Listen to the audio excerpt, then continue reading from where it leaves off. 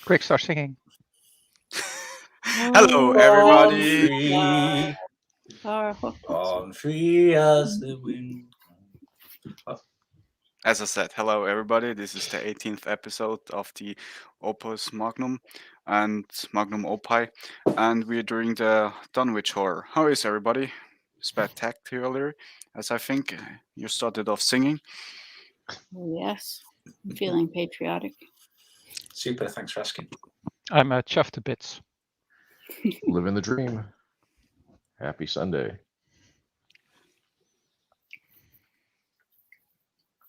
Okay, Right. let's start with he's H.P. Lovecraft. He's actually called Howard Phillips Lovecraft. So if you want to know what the H and the P stands for, now you know. I thought it was corporate sponsorship, actually.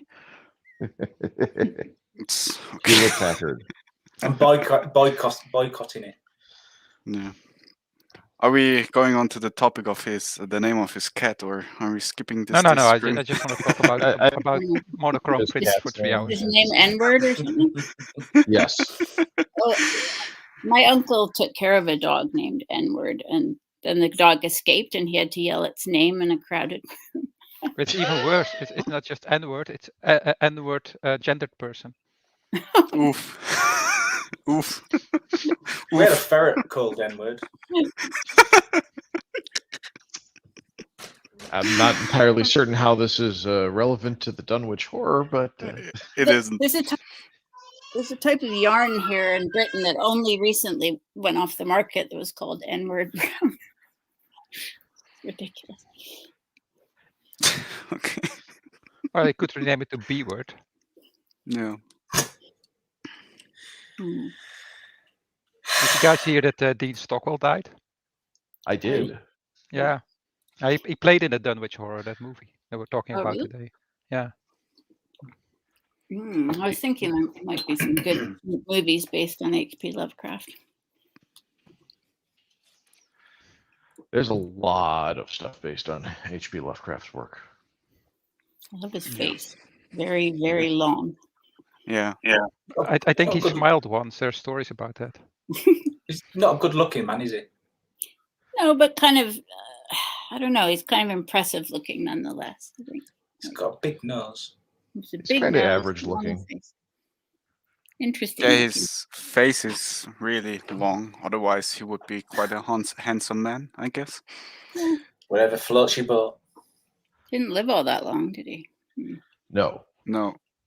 Onto the author, as we said, H.P. Lovecraft. He didn't get really old, but he was a terrific writer in terms of volume. He pumped out a lot of short stories, and yeah, maybe Justine, do you have something about his writing style in general, or? Well, I mean, it seems to me that his writing style is quite accessible in some ways, and it combines horror with kind of science fiction. So we have like the combination of horror of the past and horror of the future, which I think is quite distinctive. If you compare it to what we did last or 2 weeks ago with was it 2 weeks ago with Yes. with Poe, Poe writes realistic, like it could all be natural and just been somebody's hand, and this is clearly all supernatural. So we're talking about elder gods, demons, and that kind of stuff. And yet you have like the sort of modern world kind of on the edges attempting to explain and sort of dismiss it, but not very well, Yeah, because it's apparently quite rare. So and that kind of science that doesn't deal well with outlier cases. So Yeah.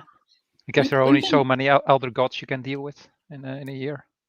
It really strikes me that this sort of kind of weird backwater stuff that we see in the town is the kind of thing that's normally these days anyway attributed by northerners to the south. Like there are a lot of stories about creepy backwater villages in the south. That's quite interesting to see New England depicted in this way, like lots of kind of weird, what happens when villagers are left to themselves without like benefit of progressive science and so forth. Well, that does lead into one of the interesting things about his protagonists and his main characters and his heroes is they are pretty standard in that they are the educated people. They are the intelligentsia of the time who take to solving the problem in an open, unbiased, scientific method kind of way. So they're willing to accept the rituals on the face of it when presented with the visual evidence of the elder gods reappearing and such. So they try and incorporate the supernatural into the scientific method. They do resort to spells and so forth at the end of this, don't they? And that's what works for them. Yes. And it's not the average ordinary villagers who do that. It's the scientists, the professors and whatnot.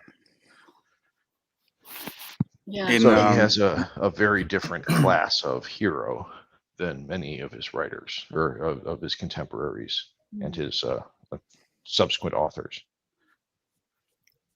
Or at least in this story, there is I'm not 100% sure if it's true, but there's a streak of the, let's just face it, the retarded or inbred, how you call them? Yeah. Hillbillies, exactly.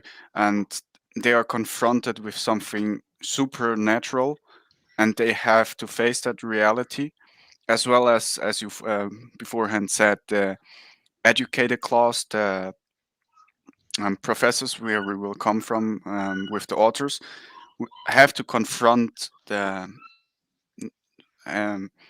supernatural being, but bringing in the rationalistic logic into it, and therefore defeating them. Defeating the monsters or the monsters, whatever it is. Yeah, but sometimes using magic to do so. Yeah, or spells.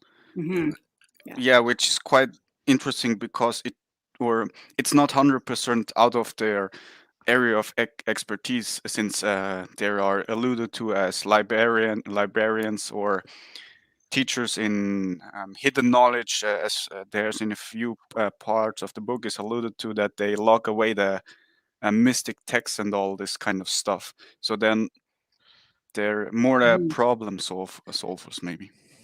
There's a reference to Dr. John Dee, who our friendly friend Dr. D is named for, Mr. D rather. Yes. Does anyone know about this fellow? He was a real life kind of magus figure in the court of Elizabeth I. Yeah, and he was master of spies. I mean, they can believe that he was involved in that. He certainly was involved in exploration, in sort of planning exploration as well. And he had a massive collection of books on magic. I think he trained as a minister or priest at some stage as well. Most of them are. Yeah, I mean, it goes. So he kind of had a lot of bases covered, Dr. D. So this kind of reaches back into this tradition, and yeah, it's there are references to Harvard University and also an invented one as well. Forget what it's called. Miskatonic. Miskatonic, right? It's meant to be a river, or is it a river, or is it? I don't know. I think it's either it's something relatively famous up in that area of that neck of the woods, as it were. They say he says the Miskatonic, but anyway, the university is invented, right? It's meant to be a competitor to Harvard. So we have like Harvard as the sort of representing kind of academic knowledge as well. And also the, Puritan establishment going back a long way, and references to the witchcraft in Salem and so forth. So it's like a very deep fund of lore here. Yes. At this point, Bishop, would you be so kindly and do a summary? Would you kindly? Um, let me see. So we're talking about the town of Dunwich, which is introduced as something nobody ever goes because bad stuff happened there.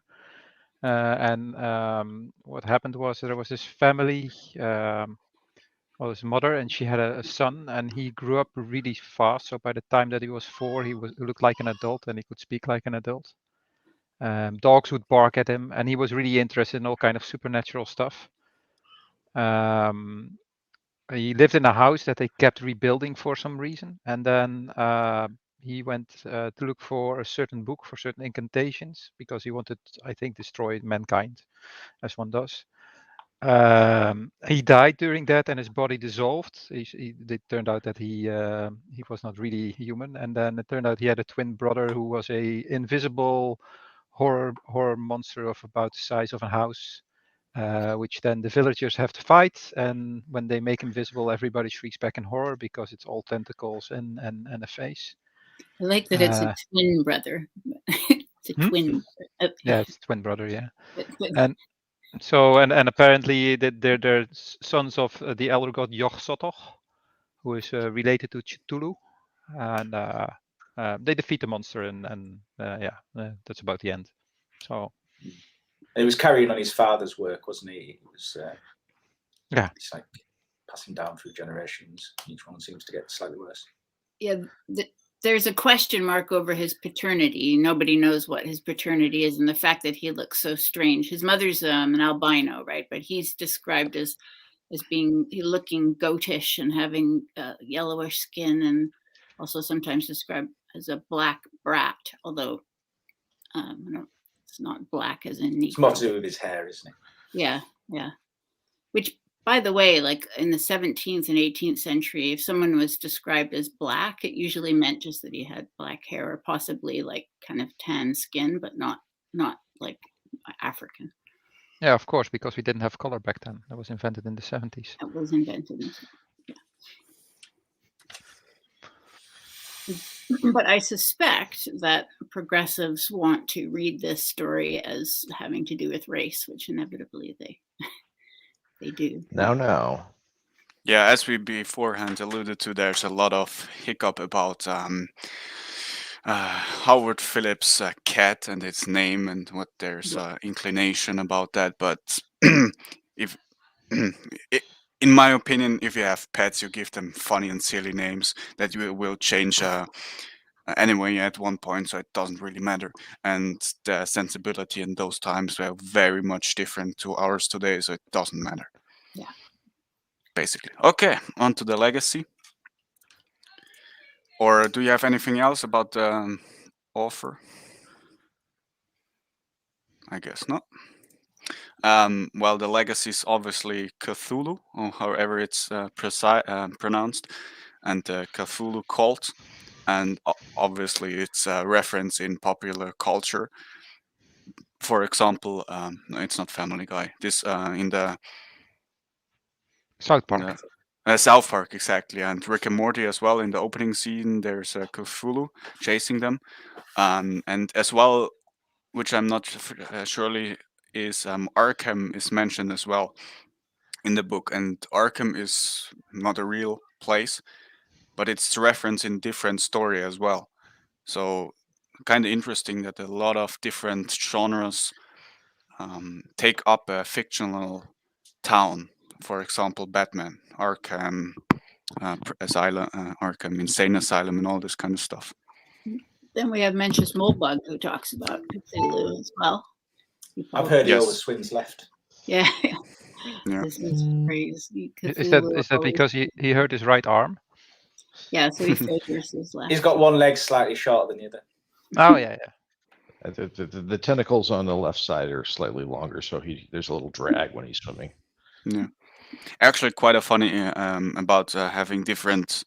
When you walk long distance, you have to compensate for the fact that you are more strong in one leg than the other. So if you're left-footed, you have to, at every few miles, you have to compensate that. If you're walking only straight, you have to compensate. Otherwise, you would drift. So whenever you're walking very long distances directly, you have to keep that in mind. And then there's the extreme case of the haggises, which have one leg, which is a lot shorter than the other, so they can run around mountains. Yep. Back to Lovecraft, he has had probably, it can be argued he's had the most impact of any of his authors, contemporary authors, on culture since his writing in the early 1900s, because he was huge as far as a cultural impact, with Cthulhu, with the Elder Gods, with just the descriptive language he used, and the natural revulsion into which he tapped when he was talking about his monsters. He was quite prolific as well. Did a lot of his work appear in kind of science fiction magazines, horror magazines? Yes. Yeah. Yeah, he's considered one of the greats, if not the greatest in his genre. Poe, I believe. He was a fan of Poe. But yeah, I find that quite interesting. This interesting, like, morphing of the horror genre into science fiction horror genre, which has a lot to do with the 20th century, of course. But it's clearly written in the horror, tradition, but then we have these other elements and like a reference to planets in particular. Like we think about creatures coming from another dimension rather than a spiritual dimension per se. They might be coming from like an actual physical kind of dimension, or another planet or something like that. Mm. On this point, is horror always supernatural? Yeah, almost. Yeah, it tends to be. I mean, some people class these. Yeah, so sometimes it's a human, humans doing something. Human evil or something. Yeah. Just read Misery about an obsessive fan, and then I heard she loves company. That is true. Yeah, that's Kathy why she kidnapped the writer when she could. The to your point, horror taps into the base fears of the species. So if you wanted to scare something, you'd find something that was terrifying on a visceral level for that particular species. And humans, being a species that modifies their environment according to the laws they understand about the environment, when they find things that violate those laws of physics, people get twitchy. Yeah, the word uncanny, we actually get the word uncanny once in the story, but it seems to very much to be about the uncanny, like the thing that doesn't fit is, I think, one way to describe the uncanny. I suppose with the... Sorry, you have the uncanny valley, of course, with computer graphics, where there's this point where it's cute and it looks like a doll, and then it gets close to being real. But because it's not quite there, your brain kind of goes into alarm mode, like something is really wrong here, which you don't have when you look at things like Toy Story. But there was this Final Fantasy movie, which was way in the uncanny valley. And I think that Wilbur, the protagonist, also fit into that. He looked human, he acted human, but there was something off that made people really, and dogs really, wary about him. Yeah, and that's a good observation. Like real dolls. Yeah, like those reborn dolls that I introduced into your brains a while back. There's also a lot of kids are afraid of mannequins in stores because they look like real humans, but they don't move. And then somewhere in the back of your head, you know what would happen if they suddenly started moving. Yeah, that's why mannequins often appear in scary movies. Yeah, I've played a few games with them in. And I suppose it's also the unknowns kind of the main thing, isn't it? So that leads to that can be supernatural or space or just, something's doing something to a group and they don't know what. Yeah, if I read it correctly, then here you have the elder gods, which are ancient beings who generally don't really bother with us because they live on a different timeline. But when they do, then it gets really bad. Yeah, do these elder gods pop? I haven't read. I'm glad that I've started, but I haven't read other Lovecraft actually. Do these guys pop up in other places? Are they part of his mythos? Yes, they're very much they're core to his mythos, and there are several of them. They're the fundamental spiritual basis for many of the gods of chaos in Warhammer. Mm-hmm. And it's to a certain extent, some of them are based on the four horsemen of the apocalypse or the seven deadly sins. But it's as I said earlier, he does an excellent job of tying into visceral core terrors that permeate the human species. Yeah, it's closely linked to nightmare, to like waking nightmares, if you ever had those, where there's something in the room that shouldn't be there, something that's off. Yeah, and to my point as well, I think I brought it up a few times.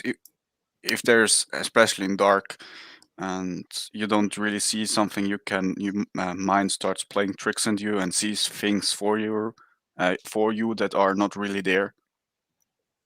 Yeah, you basically start to hallucinate because your brain doesn't have enough information, so just start filling in the blanks. Yeah, and that is really unsettling because you're at a conscience level, you're not really quite sure whether or not something is happening or whether it's real or not, so you can't distinguish that. Yeah, and to this point, if you ever want to see something really clear in the dark, don't look at it directly. Look at it with your so you see it through the corner of your eye, so your mind doesn't start playing tricks with you. That helps for me because I go a lot of times I go walking. I get an echo. I go to. I go walking with the dog in the dark, and it helps. Yeah, whatever.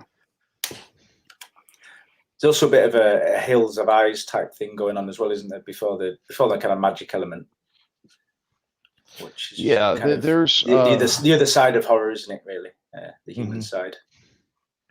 Yeah, Lovecraft was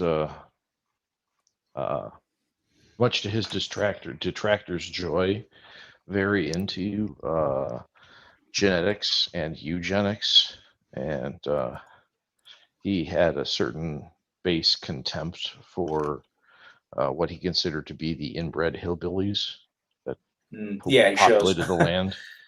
So apparently that comes from the origins of that Hills of Eyes type thing is Scottish. Don't know how true that is. The idea, the Hills Have Eyes. Yeah, there was a family in kind of the Highland, not in the Highlands, but like that kind of area that that had like a reputation for being inbred and kind of kidnapping people on the way up from England to get some new blood into the stock. Well, no, they would kill them and eat them apparently. And right. And that story. But there's also the idea that it was propaganda. I can't remember what was happening in history at that point, but I forget which time period it was in. Didn't Count Dankula make a video about that? Yes, which is the thing I'm thinking of. Oh, okay. I've also seen other stuff about it. But yeah, that's apparently where the idea comes from. Yeah. Well, to that point, if you're walking in the dark, there's most certainly animals watching you. So there's if you ever want to test this, take a handheld light, and if you shine it around in the dark, you will see the eyes of the animals. That's interesting. Sometimes, yeah, it's sometimes really unsettling. Especially sometimes of animals have red glowing eyes. That's really unsettling. That is unsettling, yes. Well, that's just because they have their retinas are colored differently than ours. Yes. That's because they're replicants and they're actually electric.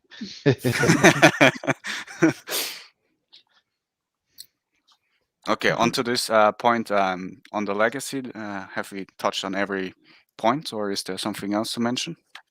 I think that Lovecraft is the basis for a lot of modern horror. If you just the Dunwich Horror reads like a horror movie, which you think like the Blob or like where this big monster comes along and he's foreshadowed and it builds up and in the end you have the big finale with the action.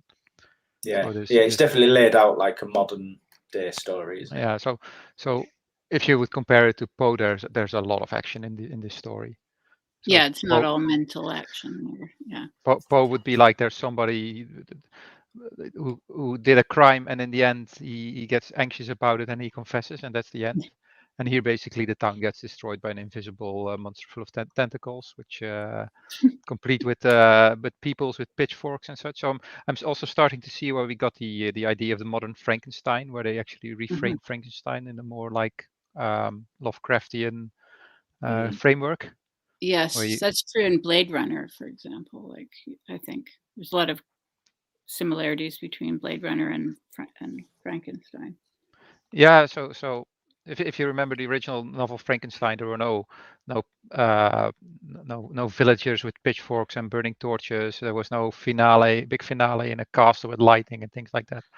And that's something I would kind of expect from Lovecraft. And so basically they took Lovecraft's framework and they took the Frankenstein's monster and just combined the two in making the way most people know Frankenstein's monster.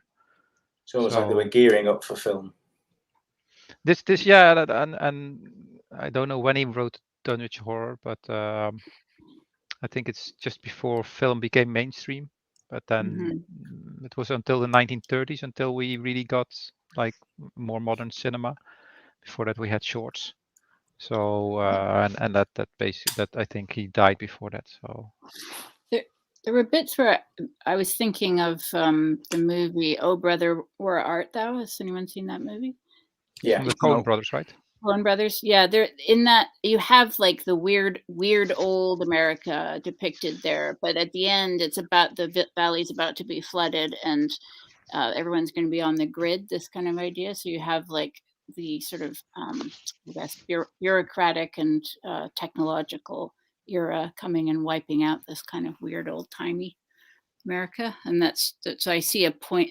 Not that the modern world succeeds in wiping out the old timey here, but that there's this tension between these two kind of Americas. Yeah, it's kind of not surprising that he was a kind of a lefty liberal type, with these links to not, genetics and not liking the inbred hillbilly types and having a bit of disdain for, that kind of side of things. Was he in fact? I don't know why I had this like weird idea that he was maybe because he gets mentioned by a lot of reactionaries. I was hoping he had certain very strong feelings about genetics and races, et cetera, so on and so forth. You don't really need to get into details to understand the direction in which he was going. Yeah, it's like a trope, isn't it? Really, yes. By now, I mean, eugenics was quite popular in the 1920s, right? And it was like commonly popular amongst progressives, wasn't it? And for some reason, by the end of the 1940s, it had been wasn't so much. At least you weren't meant to talk about it anymore. I think we will move on. Thank you very much. One last thing to mention about his legacy is Lovecraft was an excellent master of referencing things and not actually revealing them. He was a strong influence on Lucas and others, and Scott, for example, in that they took the lesson of the monster doesn't appear in the first third of the movie, and then it only appears in flashes in the second third of the movie, and then the final third is the big reveal when you actually see the monster in all its glory. And plus, it helps with budgets. Yes. Well, modern day anyway. Okay. But it ties on the fact that what you imagine to be the case is often worse than what is actually the case. Yeah, I like that there was a reveal, but that wasn't even the worst part. There was something worse to come. Yes. On to the monstrous mother, Lavina Waitley. Is she actually his mother, or is she just a meat placeholder that mimics natural family? Because as far as I can read it, he was born out by a ritual, so the mother isn't. Sorry, Actually, his mother. Yeah. isn't and she's a albino as well, which is mentioned in Quite a Disdain. But also, at one point, it's mentioned that people are deformed and obviously not that smart, but that the sons they have will be sent to Harvard, but they don't come back, so they're not that low IQ as you guess, or a few are higher IQ, something like that. Oh, there could be a reason why they're all depicted as deformed or not perfect, because if man is created in God's image, then the devil and those who associate with it could not look like God, so they could not look like regular men. So there has always to be some kind of deformity, like having only one eye or missing a limb or something like that, if somebody is in league with the devil in a lot of stories. And you kind of see that here as well. They're all they're dealing with bad gods, and they're basically influenced and deformed by that. Yeah, albinism is kind of like a parody. I mean, her appearance is kind of like a parody of beauty in a weird, like a horrible way. Like having golden hair and pale skin, and that ideal is twisted, and it's like a horror version of that ideal in the story. No offense to any albinos out there. No, but you mean it's almost like an alien or a child is supposed to make something that's described as beautiful, and it takes the literal interpretation. Yeah, I mean, thinking of Lavinia's appearance is that she, a typical pretty girl his historically will be often described as being fair and having blonde hair, right? But this is like a version of that is not twisted. Twisted, yeah. And maybe to the other point, albinos are highly sought after in black magic rituals in Africa, sold as well. Yes. Are they sort of persecuted in Africa? Yeah, they're used in dark magic or tribal magic or however you want to call it. Yeah, they also have a horrible time because they have no protection against the sun, and yes, most of them actually don't know that something like sunblock exists, because if you have natural dark skin, why would you need it? Yeah, it's not in short supply, probably, right? Yeah. I think there are charities specifically designed to protect albinos in Africa. Could be. Well, there's a reason why it's called the Dark Continent. Okay.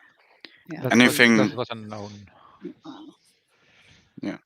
Anything about his mother or the beast's mother or potential mother or magic ritual in standing for his birth?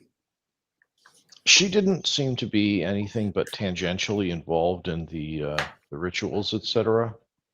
So she was treated primarily as an actual mother figure, but she wasn't really involved or part of the plots.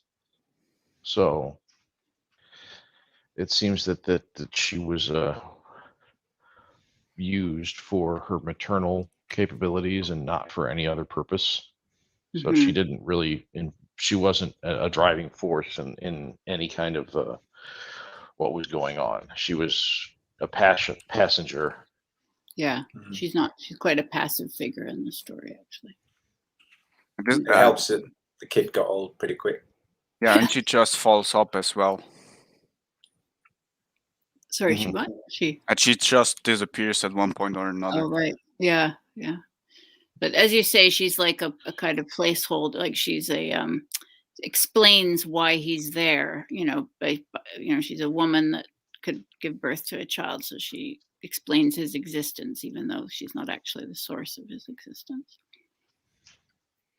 Is there maybe a play on it, on the Maria Magdalena, that she's A something virgin to the mother? yes, I just got thinking about it. That's not Maria Magdalena is not the mother. She's the one of the companions of Christ. Oh yeah, sure.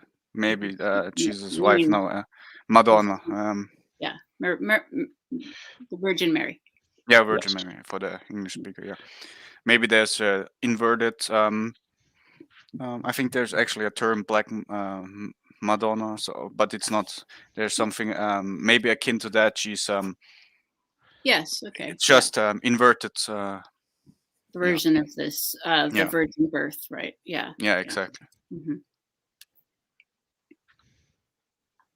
Yeah, that would make sense if Christ came to the world that way, then the Antichrist would arrive in a similar fashion.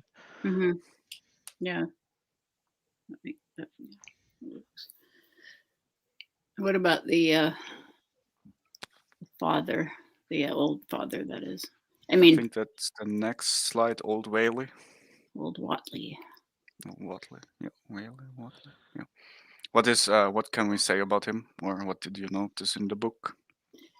His lingo, for one. I had to read it out in order to understand it. I did anyway. And when I read it aloud, then it all made sense. But yeah, the dialect was certainly one of those interesting things that, again, Lovecraft uses to portray them as fools and simpletons and rubes, because they can't even talk properly. Yeah, benighted country folk. Yes. But as to the character, he was probably the most cunning of them. He knew when to say stuff and when not to say things, and when to put on a different face for interacting with the villagers, and he was the mastermind behind the whole process. And when he died, things went a little off the rails. Yeah, you sort of wonder, like, there are actions that are attributed to him, such as the rebuilding of the house and so forth, which it almost seems like it's really the creepy child that's responsible for doing these activities, So you just broke up a bit then. What was that? You're roboting really badly. But what you were saying was that there are things attributed to him that should more accurately be attributed, or at least accomplished by the younger. Am I still roboting? No. You okay? Yeah, it's something like various things happen that seem to be his activity, but probably it's the creepy, uncanny child who's doing things that are like way too. Normally, he should be too young to do any of this work around the house or magic or anything like that, right? But so it looks like that he. It could be that he brought him into being, and then there's the idea that he might have brought him into being and then kind of lost control of the situation. Well, he died. But the monster didn't got fed as well. So this is where it got out of hand. And if the monster had gotten fed all the way, it would have destroyed the earth or whatever is around. I mean, it's almost like in a way like a mock version of Pinocchio as well, where you have, the creation of a son in a workshop. Mm-hmm. Who doesn't want to be a real boy? He wants to be able to finish his father's work, but he's just not up to the task of doing it. Yeah. Do we know anything about the motives of him? As far as I know, they're not really alluded to. I think that the illusion Lovecraft makes is that this is like a multi-generational project that the Watleys have been pursuing for nigh on a century or two at this point. That they've been pushing towards opening the gate between the dimensions, et cetera, and so on and so forth. And Whatley followed his father's footsteps, who followed his father's footsteps, and the son is now going to follow the father's footsteps. And the son is the one for whom the whole prophecy has been arranged, and he's going to complete the work on which they've been building for the last century. And then, of course, in typical Lovecraftian fashion, he screws it up. He goes and gets himself killed, doesn't he? Yeah. By a dog, of all things. Well, he intended to kill the dog, but the cartridge got dent, and this is why it didn't fire, which doesn't really make sense for me. Or maybe if you want to put it in, but dent cartridge will fire, and it will just blow up the gun, most probably. Speaking of a prophecy, I like the way it operates in the story at different levels, including, to create suspense, where we hear prophecies uttered, and then also lots of mentions of the horror, and that builds our sense of suspense.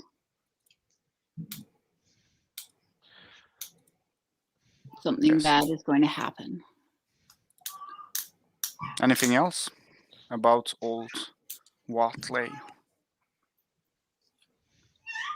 No. Okay, so we can go on to his son, Wilbur Whatley, and his disfigured lower body. At one point in the book, it's mentioned that he ran through the forest with his mother naked, and he got seen. And since that point, he never did that again, and was always neatly dressed to cover up his hideous form. That's why people dress neatly. Oh. Or at least they did at one point. I think I've seen him walking around town.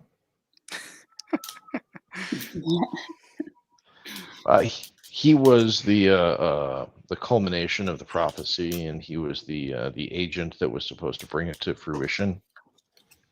And for want of a nail, a shoe was lost. Yada yada yada. So he was the fulcrum upon which the entire lever depended, and he got killed while he was trying to research a book that he should have been. Again, if it were his father would have made more natural and calm attempts to retrieve the book.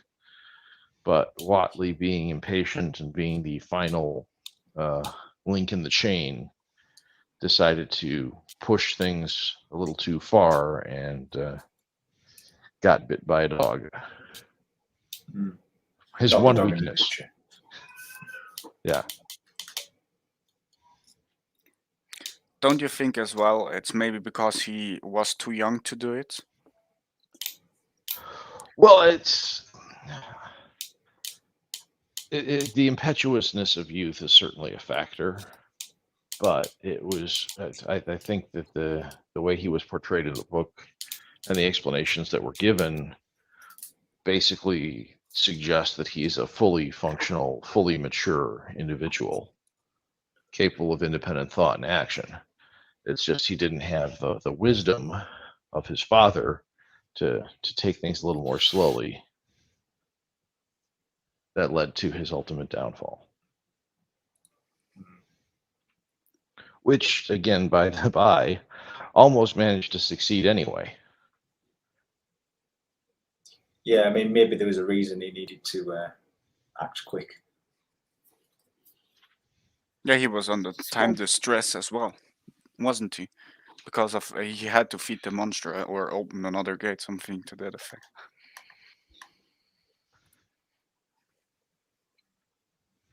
Described as a dark and goatish individual, which just looking at the picture where he's sort of half and half here, it reminds me of the term goatish just kind of brings like a satyr to mind, something that's half man and half goat, something else. And of course, goatish makes us think of the devil as well. Well, and a long face, kind of like Lovecraft's. Yeah. Yeah.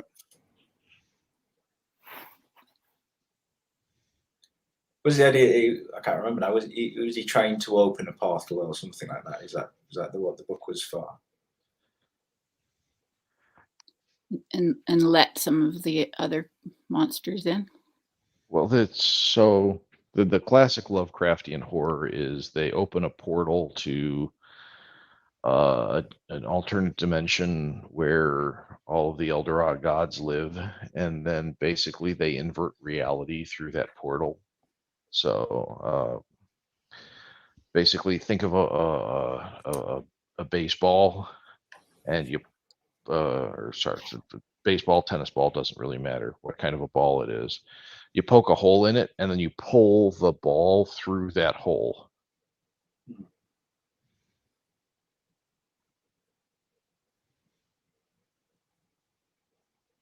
It's just right. So you turn reality inside out. Yeah. It's so. Are there other dimensions, kind of like a Lovecraft thing? Then yes, it's just the classic Cthulhu tentacle horror monster thing. So was that? Do you reckon, I mean, is there a reason for that? Why that was his like go-to, as opposed to just plain old ghosts or anything else, or things coming from hell, like the idea that it was a like another plane of existence. I would. Was he into that kind of thing, in an Alex Jones kind of way? I would presume that it came from his own mind and his own personal experiences. So. But was he like what I mean? Was he like a believer of that thing? I don't know. I haven't the slightest. But that's again what makes it more like science fiction than traditional horror, and that's like it's another dimension, or so we're thinking like on a kind of in thinking about physics, thinking about planets. And that's the source of the horror instead of a spiritual, another spiritual reality. Yeah, because it doesn't really say whether the things that they were trying to do were, when it was anything to do with hell or heaven. It was like,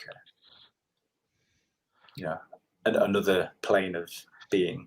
Yeah, it's almost like maybe some speculations or advances in physics led him to think about these possibilities. Well, it could even be as basic as his fixation on genetics. And if you look at the process of cell division and sexual reproduction, there's a whole lot of twisted helical things involved in that. So it could be that was the kernel of the terror on which he fixated. That's just speculation, but it's as good an answer as any. They seem to be. It seems to be linked to scientific ideas. Mhm. Different kinds of scientific ideas potentially. Yeah. When did Watson and Crick come up with double helix in DNA? Let's see.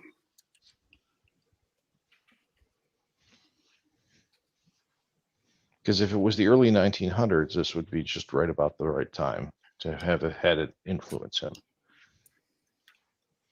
70s. 1970s. Okay. Later. Maybe. Oh, sorry. It entered the public culture in the late 60s. But discovery, I don't know. Or I will just search it.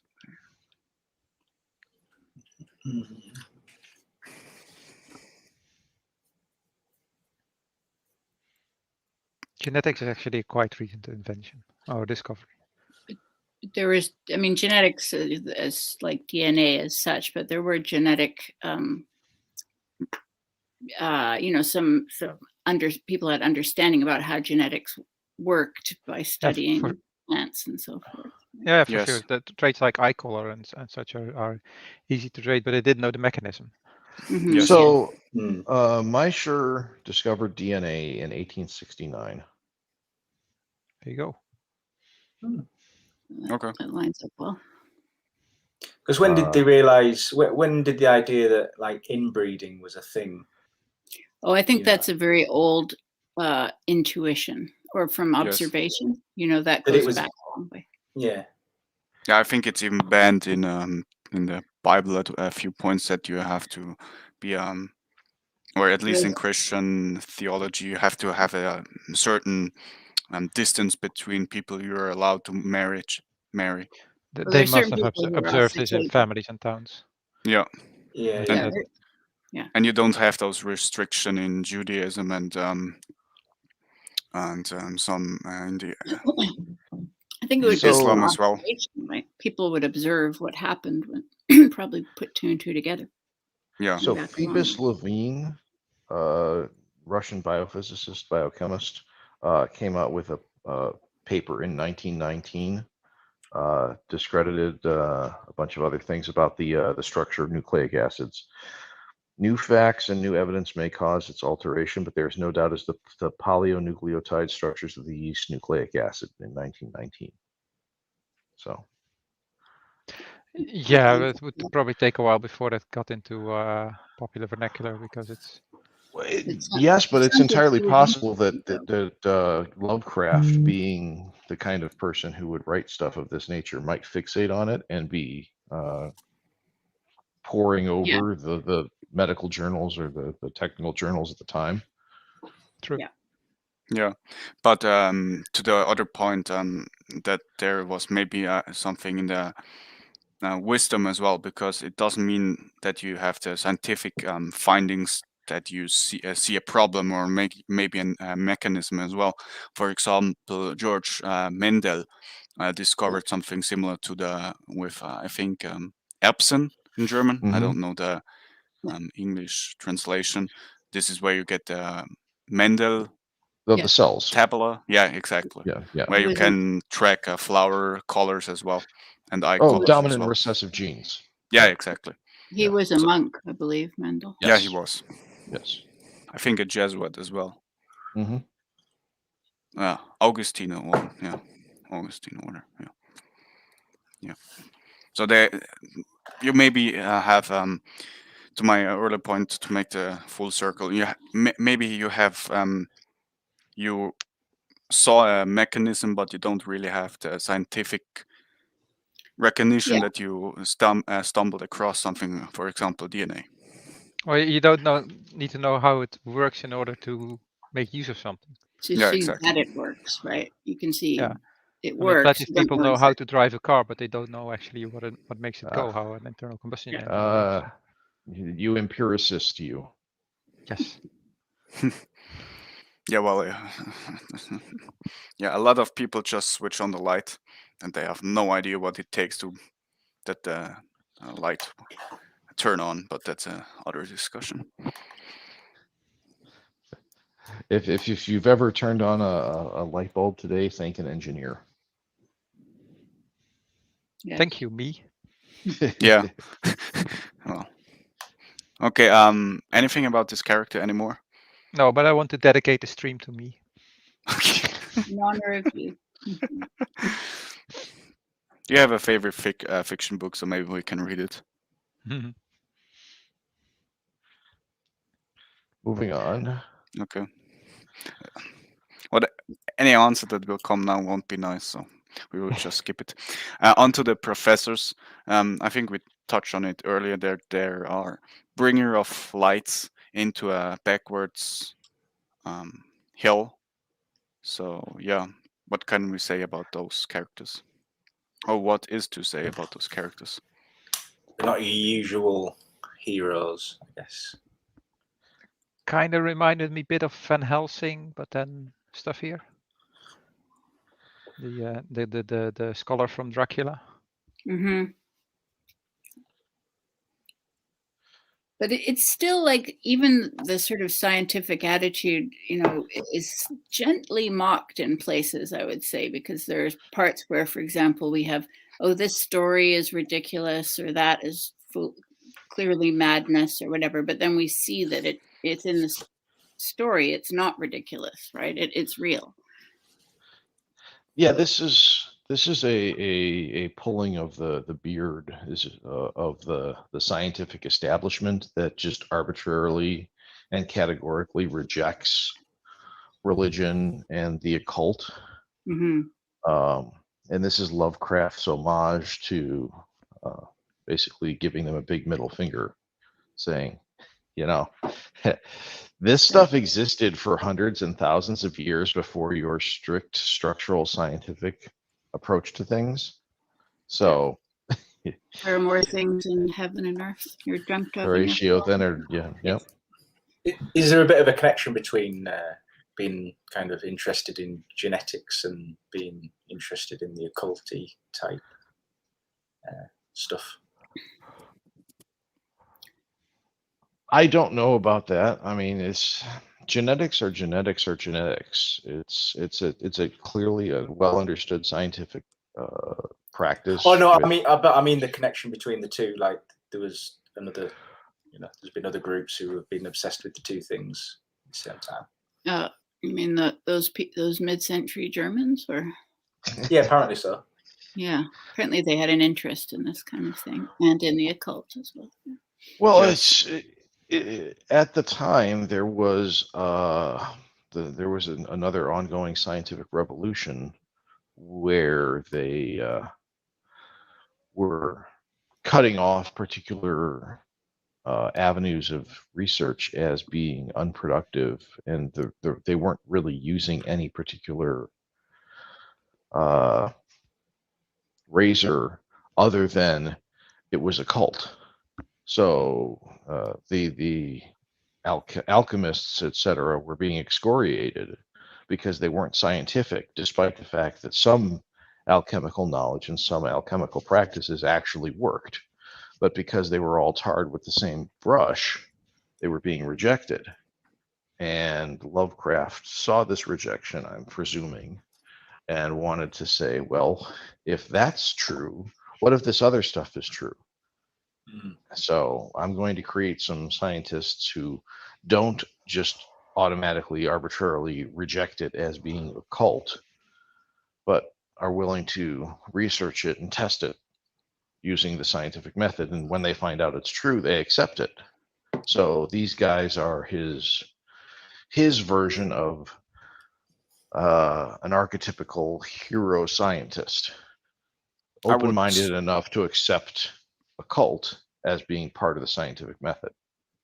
I would slightly disagree, because in the book it's mentioned that it's always evidence first and everything from that has to follow, because they see the monster and the monster's is true. So otherwise whatever is attached with the monster has to be true as well, because they see the evidence first. They don't make up the theory and try to prove it to get to the conclusion. They see the conclusion at first and now they have to make the theory up. Well, that's just scientific method. You start with an observation, you come up with a hypothesis that explains the observation, and then you test the hypothesis. Yes, but my point is, you see the evidence, the monster. So Observation. yeah, exactly. But you have to because of the monster, because of the monster, there's other things attached as well. So of course you can layer it backwards on it as well. You have the monster, therefore there must also be another realm dimension, whatever, true as well. Well, this So, is also treated with in Hound of the Baskervilles. Don't know about that. The Conan Doyle wrote books by Sherlock Holmes, and one of the Sherlock Holmes mysteries is the Hound of the Baskervilles. And I'm not going to spoil it, but There's a hand. Holmes takes a very similar approach to that, and comes to an entirely different conclusion than Lovecraft does. Mm-hmm. So, and that might be worth reading in the group. Yeah, Sherlock Holmes never tends to go into the supernatural, does he? No. Well, he does, but he goes into it with the perspective of a Rationalist. debunker. Yeah. Exactly. Yeah, oh yeah. He's the original. In fact, a lot of what Conan Doyle did was debunking the supernatural. Yeah. But what's weird is he was actually kind of into supernatural stuff himself, although he was into talking to the spirits, and I think he was even into that fairy hoax at one stage. But in his books, it was always hyper rationalist. Yeah. There was a lot. It wouldn't fit his character to become a somebody to accept something which wasn't a fact and observable. So that's no. So it's almost impossible to write a Sherlock Holmes story where he would just accept, oh yeah, it was a ghost. That he would, for Sherlock Holmes, that would be the worst outcome. Yeah. There always had to be some kind of rational, natural, real explanation for an event. There's often a baddie that kind of believes in it. The Irish did it, I think. So. But getting back to the point about the scientists in Lovecraft's work, I would contend that this is Lovecraft saying, "This is how it's supposed to work, you idiots. Quit just arbitrarily rejecting things you want to." And that actually happens in the story where they send out news that something's going on, and it's in the beginning it's laughed away by the newspapers as being it's just some kind of hillbilly hoax. And that's also, you also see that with actually what happens in science, that you have these paradigm shifts. And before a paradigm shift, people are just trying to explain away phenomena with more and more convoluted theories or extensions of the current theory before a new theory kind of takes over. We've seen this with classical mechanics and quantum mechanics. Even though a lot of people had an inkling that classical mechanics were wrong, but a lot of people refused basically to switch over to a new model.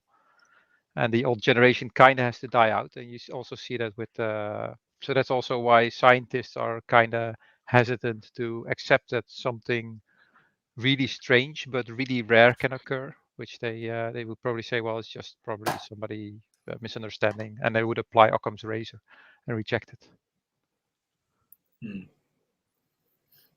I mean, if you can say, well, it's a natural, it's some kind of invisible horror full of tentacles, which you can only see by using some alchemical powder, or it's just some hillbilly being drunk, then you would go for the second, right?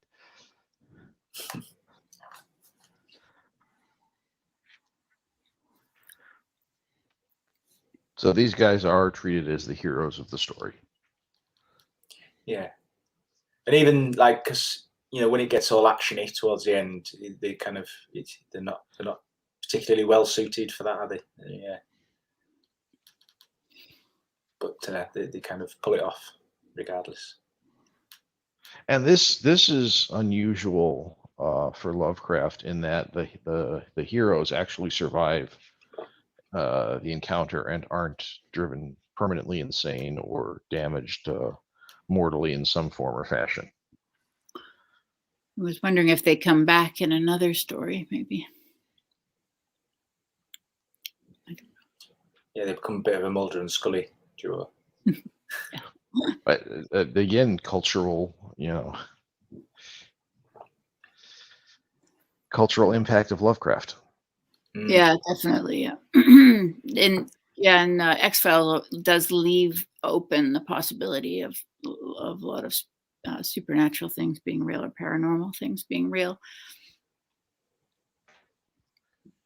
Yeah, That's an entire that birthed an entire genre of television. Mm-hmm. Yeah, but then that's a lot of the some of the episodes kind of are a bit Scooby-Doo like, as in it appears that it's supernatural, but it's someone making it look like it's supernatural in order to try and get away with something. Yeah.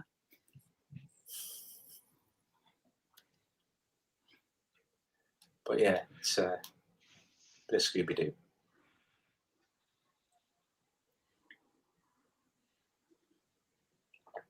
Do we have any other characters? I don't know, but our dear leader's he's stepped away from the mic for a minute. Yay, we can take over the stream. What do you want to talk about? Well, does anyone know if there's any homage by the names of the characters? No, I don't know. He's back. If it is, then it's probably 19th century. So. Yeah, I mean, yeah, they are kind of like, you could have taken those two characters and run with it, couldn't you? Really, and it does it lends itself to it. Like you mean, are they a reference to an Armitage, Morgan, or Rice? Awesome. Yeah, or Henry Francis Warren. I don't know what the Warren president's name was, what his full name was, but Morgan is certainly a. Was President Warren was he Native American? Isn't Morgan Stanley? I mean, that's a big family. J.P. Morgan. J.P. Morgan, yeah. Yeah. Anyway, moving on. We were just trying to fill time while you were gone. Yes, I'm sorry about that. Is there anything left about the professors? Any conclusions or observations? I guess. I think we've wrapped up the professors more or less. Yeah. Okay, thank you very much. Onto the critical response. There is my favorite thing for such things. The Google Nangram. It got published 1929, and it was originally a short story in a magazine, I think, Weird Tales. And since that, it was, I guess you could classify it under American classic. And it was probably the most popular in the 90s. Compare it to Moby Dick, that was very popular in the 60s, if I recall correctly. The Dunwich Horror was very popular in the 90s. Do you have all those goth kids? Yeah, probably. There was definitely a revival in the 90s of weird old America. People started to get into kind of Victoriana and so forth. It was sort of going back before the mid-century modern kind of period. Well, there was also an entire role-playing game that was based around the Lovecraftian mythos, Call of Cthulhu, which I think was around the 90s when it came out. Huh. And it and then there's the whole horror stuff as well. Yeah. Like with the X-Files, for instance. And there was do you remember, what's that thing that circus where they revived the sort of freak show, the whole sort of old creepy circus, Jim something's circus? I can't remember what it was called. No, it's some Jim somebody's circus, and it was this like the idea was to revive, the 19th century kind of carnival circus, and have actual freaks and everything in it, and Freak shows. yeah, and have all sorts of like grisly sort of, pre-modern kind of entertainments, that because circuses got quite I guess Disneyfied in a way. So it was like that was one of the trends. So that had a lot of horror elements in it as well. Jim Rose Circus, that's what it's called. And nowadays, if you want to see a bearded woman, just watch an advert on Netflix. Yeah, I mean, now we have sort of more horror than that we can shake a stick at just in everyday life.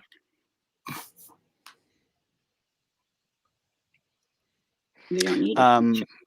I think we will just go through to the panel and get a response on how do Brandon, how do you like Dunwich? I assume you like Lovecraft very much so. Not especially.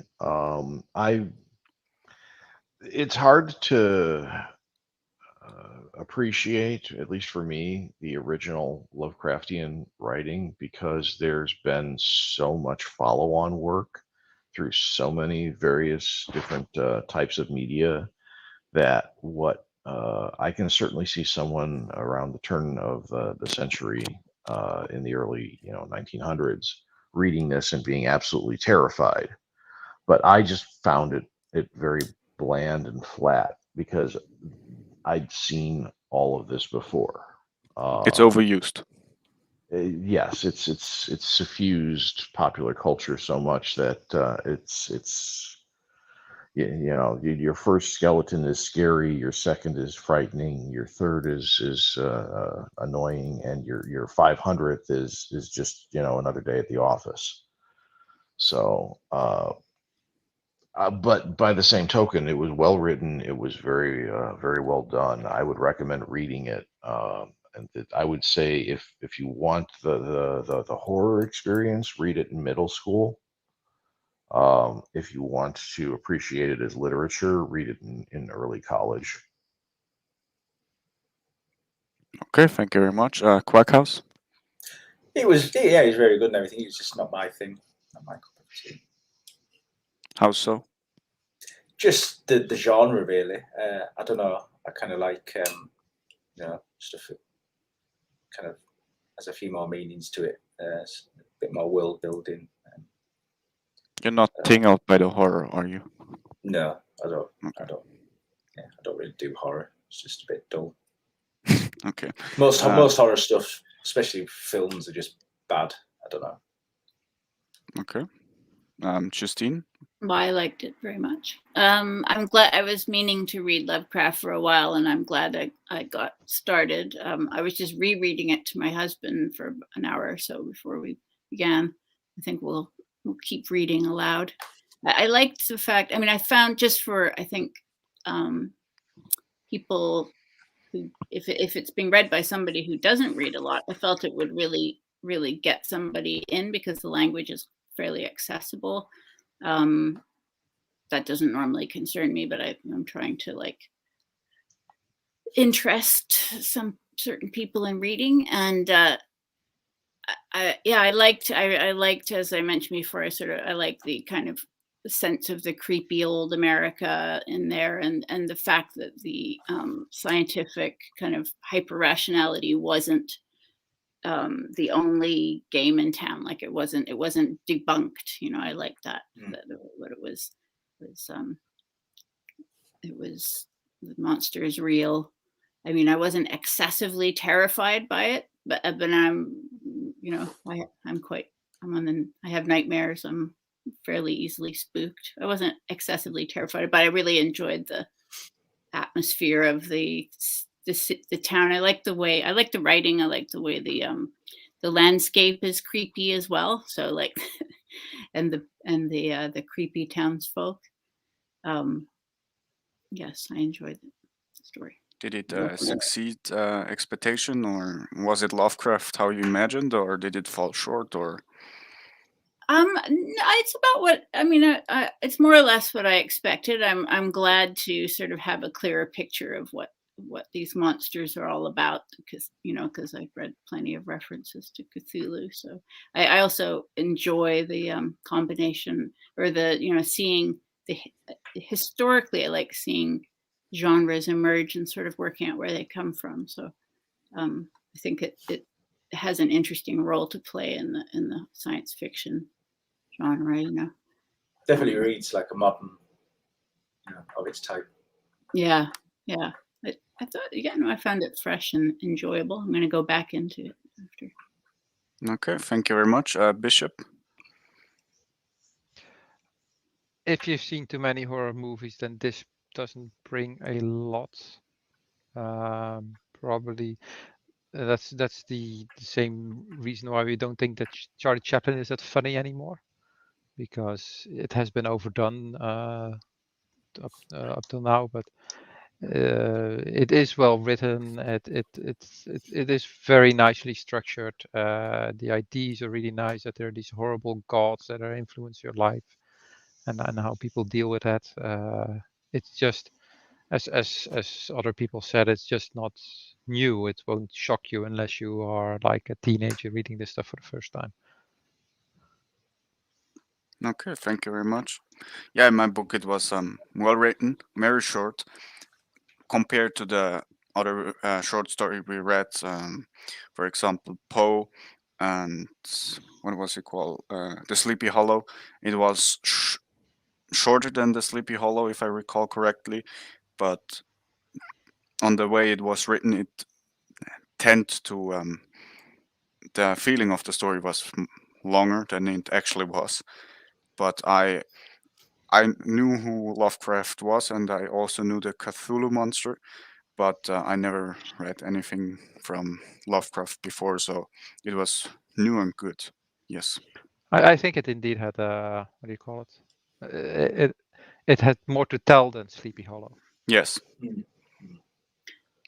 And Sleepy Hollow kind of is like introduces a few people and some unfortunate event, and doesn't really deal with really larger than life concepts. So there's the Hessian Knight, Yeah. but that doesn't compare to a invisible world-threatening being.